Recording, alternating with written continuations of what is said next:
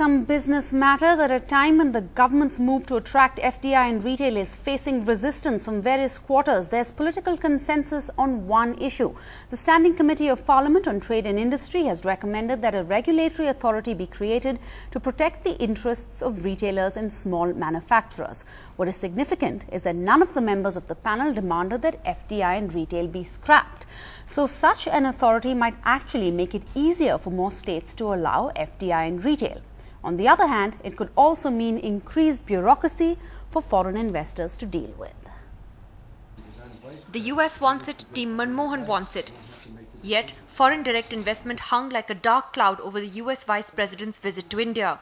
His delegation pushed for simpler rules to make it easier for foreign firms to open shop in India. This on a day when details emerged of Walmart's virtual ultimatum that it can't comply with the government's demand to source 30% of its products from India, only 20%.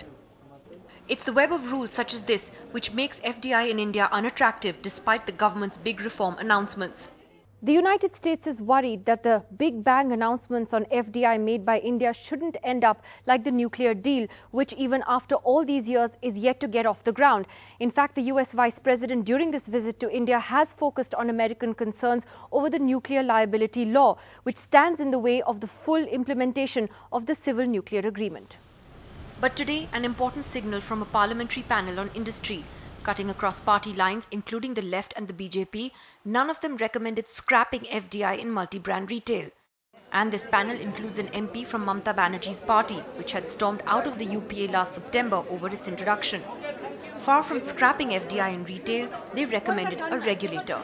We have suggested that a regulatory body must be constituted to look into the views, and they should consult with the MSME sector, MSME ministry, whenever they have to address the issue, because they are the main stakeholders. Sources in the government are saying that the unanimous no demand for the scrapping of the FDI policy in the parliamentary panel can well turn out to be one of the confident building measures for the investors, who are right now fearing that 2014 elections may see a change in government and the FDI policy may be thrown out the window.